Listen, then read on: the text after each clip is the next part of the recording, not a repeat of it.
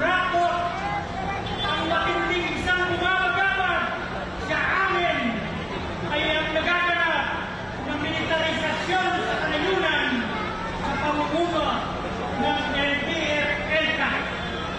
Alam niyo po, kasama ko sa ISM, International Military Division sa Mindoro, 30 hektarya, 8 henerasyon ang mga katutubong mangyang Iraya. 2024 ng Mayo, pinakarsik, walang tindahan ng pagkain ang mga kababayan ng Mindoro.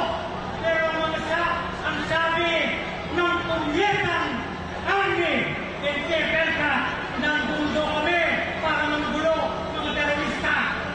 Mga kababayan, ang mga magsasaka sa Hacienda hanggang ngayon, walang lupa, Hacienda Visita at sa buong bansa. Kaya po, bilang panghuli, nagpatuto ang kapwa magsasaka, magpupukig mula sa mga nakaraang panahon, kung ngayon man yung laban, hanggang ngayon, nandun sila. Hindi tapat, hindi kapatat, kundi iba't ibang forma ng paglaban. Kaya ano po ba mga magkakapos? Para kung may nakikinig na intelligence, alam mo, ang mga kababayan kung narito ngayon, ang hawak akad, ispinel, zero tayo sa ginagawa ninyo, ibinuusot ninyo sa pagsasaka, ang mamamayan, hindi lahat, hindi pinel, ang hawakan, kundi ang hawakan ay armas. Kaya ngayon, hindi parang ang hawak natin, ang hawak ko, kaya ko, kapag kailangan ng taong bayan, bilang panghuli, binabati ko sa mga kabataan, estudyante, mga college educated, mga ang mga kabataan, hindi na nandito ng pinatatakan, dapat ngayon, tigil kayo, kapag kailangan kayo. Mga kasama, muli po, bayang magmulat ang organisang partido, magtungyagi, tumulong at magtagumpay, palayanin si Amang Echani, palayanin ang lahat ng binanggong politikan. Marcos Jr., tama na, peste sa magsasaka, salot sa mata. Itakwil, palayasin. Maraming salamat po. Muli, mabuhay ang sambayan ng Pilipino lumalaban. Salamat. Tunay na reforma sa lupa! Ipaglaban! Tunay na reforma sa lupa! Mga kasama, yung mga flags po natin at mga banners, pwede ko pakita din ng bumo na rin para magpatuloy na rin po ang ating programa. Mga kasama, sa ilalim ng rehimen ni Marcos Jr., ginagawang gatasan ang pondo ng bayan, ipinagmamalaki ang farm-to-market roads na sa totoo ay farm-to-pocket roads para sa mga burokrat at kapitalista at kontratista.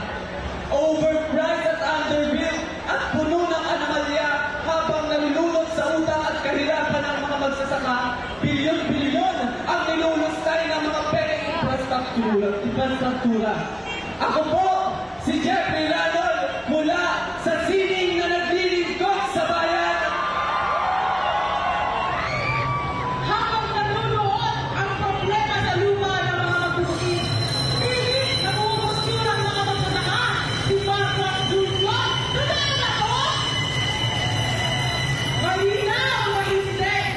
Isang linggo tayo nagkampuhan, pero wala akong narinig na magsasaka ang nakinabang sa mga ilalakong programa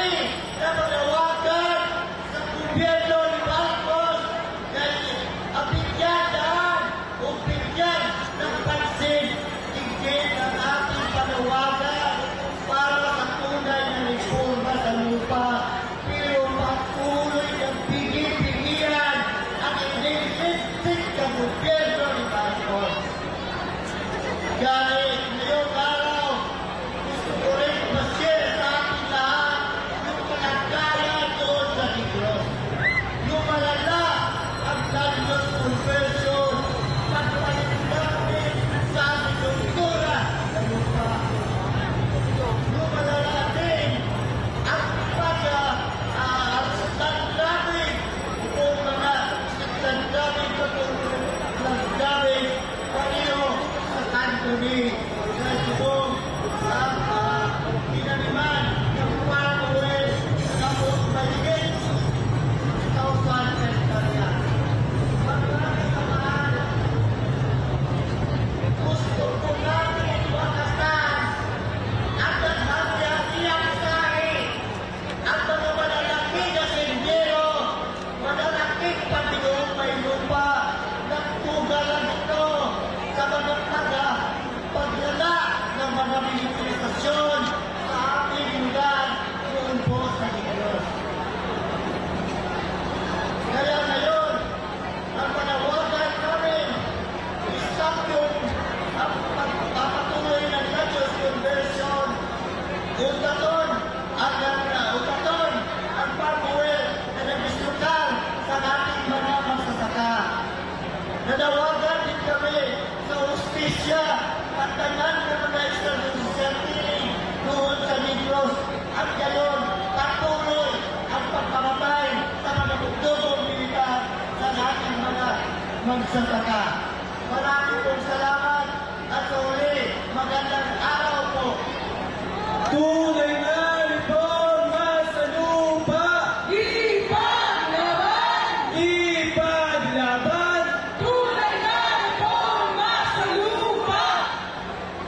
Maraming salamat po muli kay Jenny Rapids at John Carlos Alcaraz para sa alyansa ng magbubukid sa Kitang Luzon at kay Danilo Tabura mula sa KMP Negros.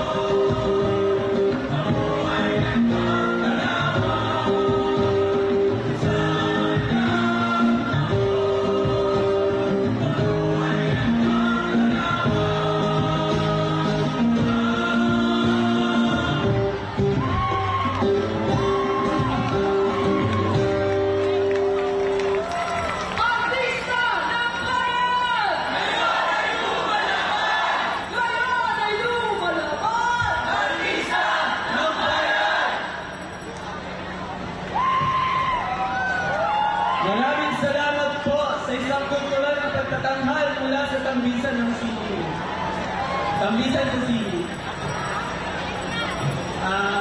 May anunsyo lang po kami may nakawala o nakaiwan po ng wallet nila, maaari pong lumapit sa stage. Nasa stage po ang inyong wallet dahil wala pong magnanakaw dito sa atin. Ang mga magnanakaw ay nandito sa loob ng Malacanang. Yung wallet po ay mahaba na kulay itim. Lapit na lang po sa stage. Hindi kami nagtulad ng Marcos Jr. Ngayon naman, upang ipagpatuloy ang ating programa, ang mga kababalisang magbubukid ang pangunahing nakakaranas ng krisis sa ekonomiya mula sa mga hapak at kumuha sa kanayunan hanggang sa kalunsuran.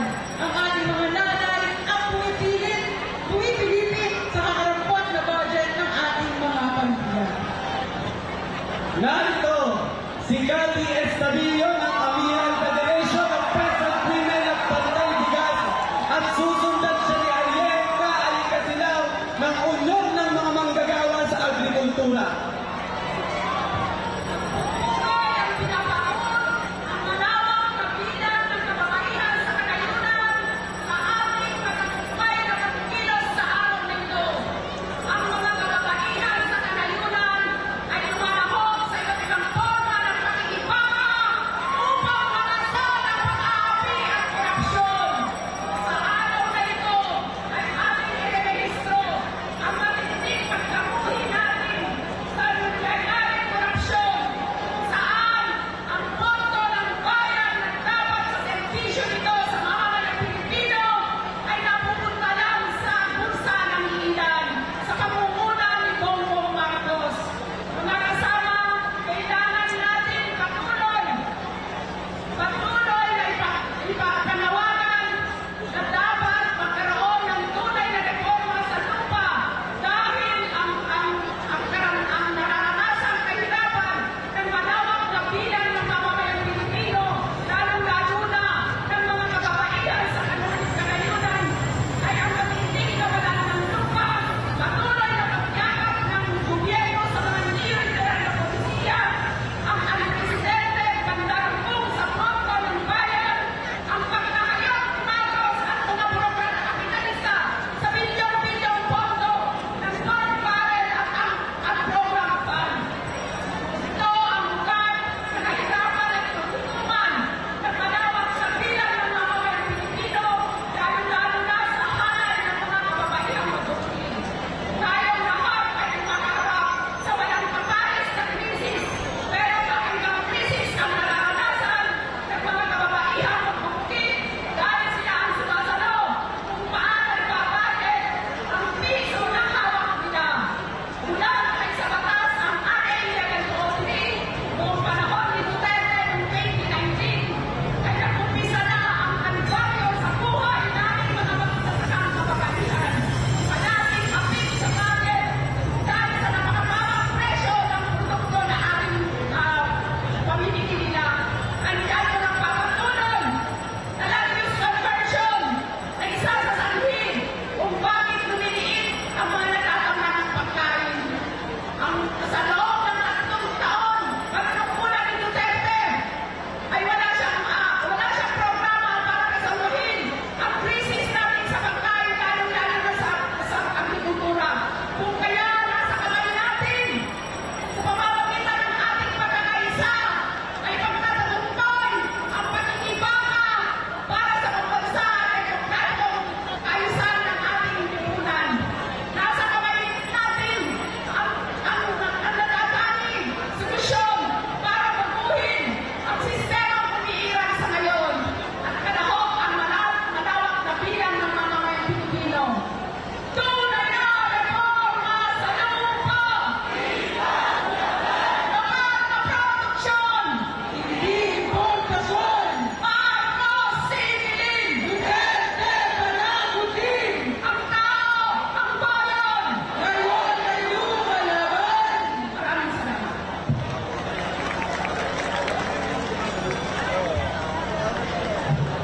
Mapagpalaya, umaga sa ating lahat mga kasama. Nakita niyo ba yung mga bago tao? Nakita niyo? Magkano ang ginastos ng gobyerno?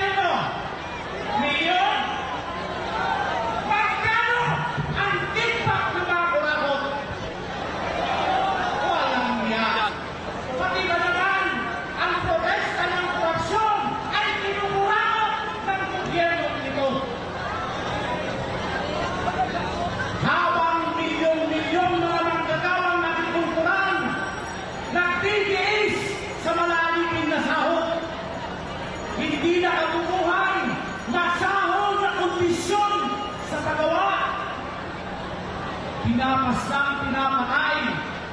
Ito ang gobyernong Marcos Jr. Adik sa korupsyon, hari ng korupsyon. Hindi lamang adik sa korupsyon at hari sa korupsyon si Ginoong Marcos Jr. Adik din at hari din sa konbersyon ng mga lupain. Kaliwat kanan ay pinagpapalit ng gamit mula sa palayan, maisan, patungo sa mga saging, pinya at oil palm. Pinapalawak ang mga plantasyon at ang mga hasyenda imbis na palawakin ang mga lupang agrikultural para sa ating pagkain. Habang pinoprotesta namin ang malaganap na konbersyon sa aming mga komunidad, kami ay dinadahas ng AFP, PNP at NPF-ELCA. Habang pinoprotesta namin at ikinigit ang nakabubuhay na sahod, kami ay pinapaslang. Pero ang sagot ng milyong-milyong mga manggagawang agrikultural, habang kami ay dinadahas, papalawak at paparami ang aming inulunsan na mga bungkalan sa kanayunan. Habang kami ay pinapaslang, papalawak at papalakas ang aming inulunsan na wala nang magbubugit sa kanayunan. Ang lupa ay buhay, kaya handang-handa kami na mag-alay ng aming buhay para ipaglaban ang tunay na reforma sa lupa.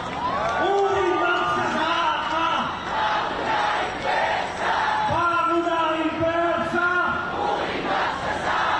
Maraming salamat. Rice Civilization Law! Ibasura! Ibasura!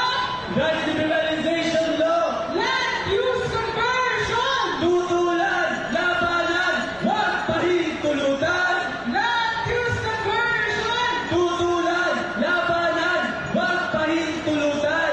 Ngayon po, kinikilala natin ang presensya ng mga magsasaka mula sa iba't ibang probinsya. Nandito po ba ang mga magsasaka mula sa Zambales, sa Tarlac, sa Pampanga, sa Bulacan, sa Nueva Ecija, sa Cavite, sa Laguna, mula sa Batangas, sa Mindoro, mga magsasaka mula sa Quezon, at mula sa Negros. Siyempre, hindi lang naman mga magsasaka ang naririto. Kasama rin natin ang mga manggagawang bukid, ang mga peasant women, ang mga katutubo, ang ating mga mangisda, at siyempre, hindi magpapahuli ang mga kabataan, ang mga manggagawa.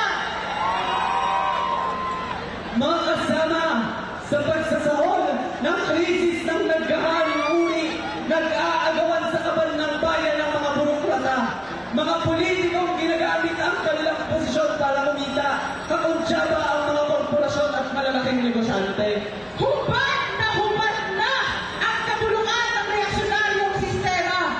Lahat ng sagot ay dapat managot. Kaya mga kasama, narito sila Ate Romadonis, tagapangulo ng Kilusang Marihono at kami ni Turico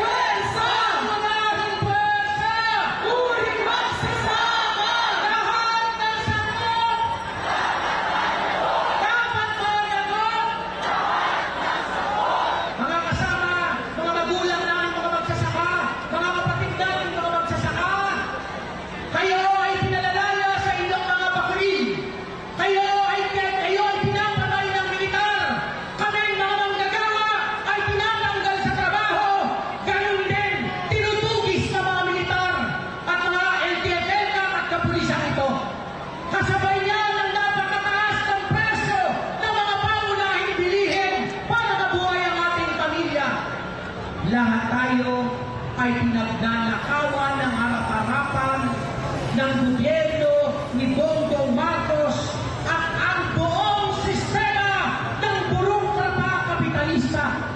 Mga kasama, para itong mga linta, ito ay di walang puwang sa isang demokrasya sa ating bansa.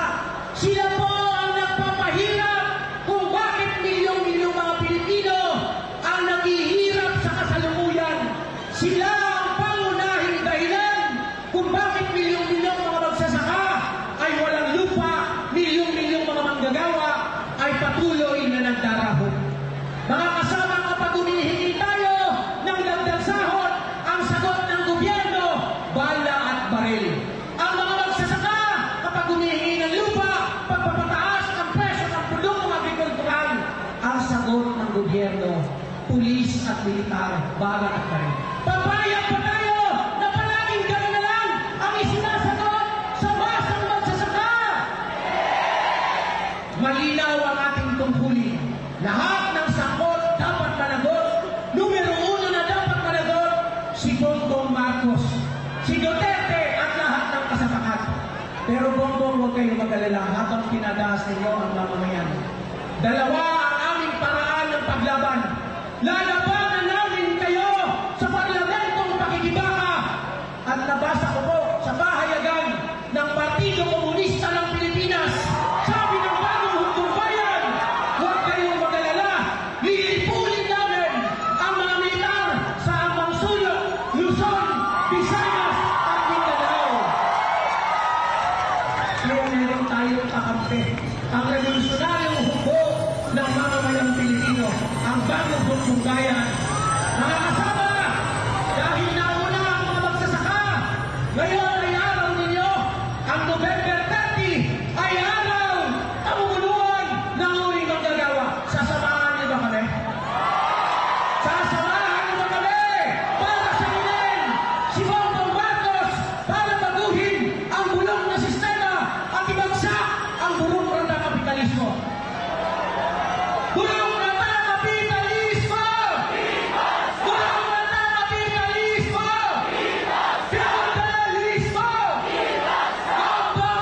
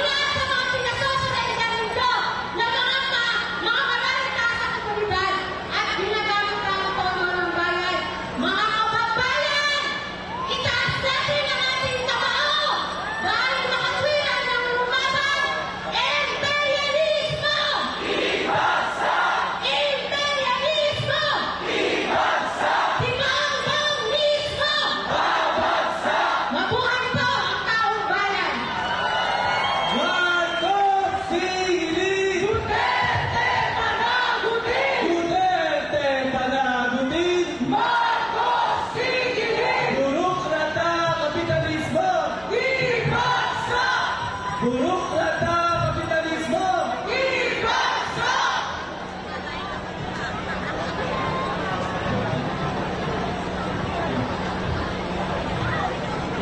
Sa bahagi po ng Team of United, kami mga kabataan hip-hop ay nagsama-sama para sa mga kailangan ng tao para paglaban ang kanilang lupain. Nagkaisa po kami, hindi po para sa aming pansariling interes, kundi paglaban ang karapatan ng mamamayan. Imperialismo! Bulok na tao, kapitalismo! Feudalismo! Bulok na Estado!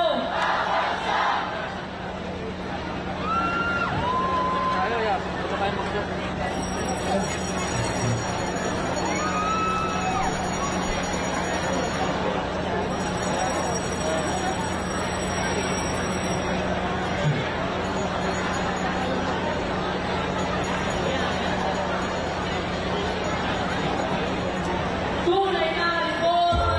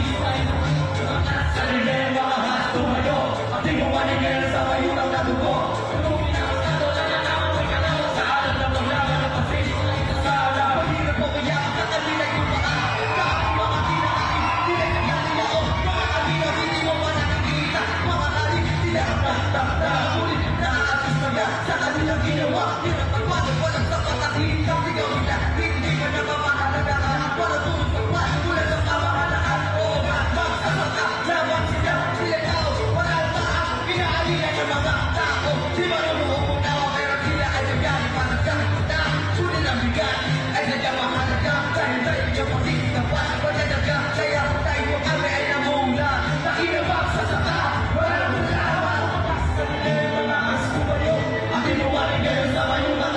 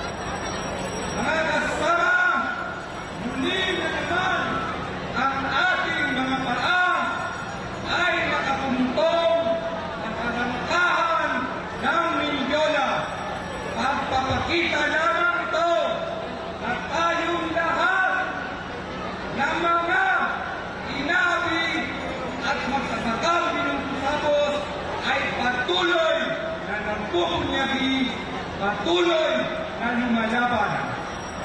Hindi init sa kaalaman ng lahat at mismo ang Malacanang, ang mga nasa estado poder, kung paano nila dinadahas ang mga magbubukid ng Timog Katagalugan.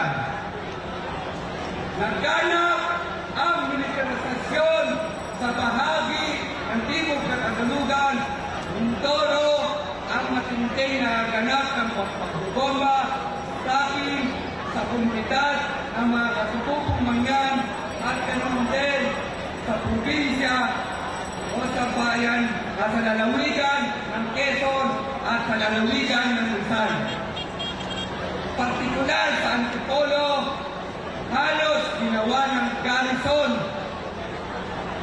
ang isang barangay sa bahagi ng Antipolo, ang sitio Barangay San Jose at ang sitio San Jose. Mga kasama, matagal nang nagpapagal ang mga magsasaka. Pero patuloy na hindi binibinig ng Estado ang karaniwan ng mga magbubukid. Humihiling ng lupa. Ano ang nagiging tugon? Pandarahas, pasispo, pang-aagaw sa lupa, at kung binibigyan ka ng lupa, 6 feet below the ground, ang ginagawa ng mga switik na nasa estado poder na walang gawa kung hindi ang pagkusinte sa korupsyon. Ang gobyerno na to, partikular ang US, Rene Marcos Jr. at Duterte, walang pinakaiba dahil parehas lang sila na kurap. Sa panahon ngayon ni Bongbong, makikita natin may nakulong ba doon sa nandambong sa pondo ng bayan na ugnay sa pagkakontrol. Hanggang ngayon ay wala pa. Nagsagawa ng kilos protesta ang mamamayan, ang pamubukid, ang manggagawa, pero wala pa rin tugon. Kung hindi ang naging tugon, tayo raw at ang kanilang mga hinuli ay marahas. Ito ang pasismong tugon ng Estado sa atin at partikular sa mga magbubukid na humihiling ng lupa, ngunit dilubyo ang ibinibigay ng use conversion at ang developmental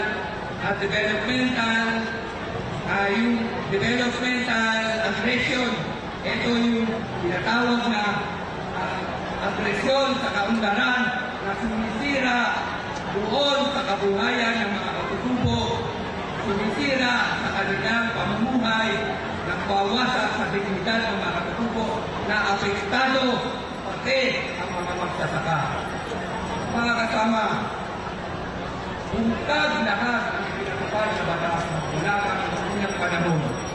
Walang naibigay na panggang sa kasalukuyan. May mga magsasaka na puro lang pinakakuan at may mga magsasaka na pinawian ng lupa. Yung programa nila na Comprehensive Agrarian Reform Program na nagbahagi ng PLOA para sa mga magsasaka.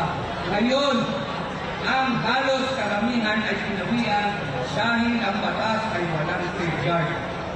Ngunit patuloy pa rin na nagpupunyagi at tumitindig ang mga magbubukid, ang mga magsasaka, at ang mga magsasaka sa patuloy na paglandas ng mga magsasaka sa marahas na pilapil ng pitas ng bukirin doon sa kalayunan.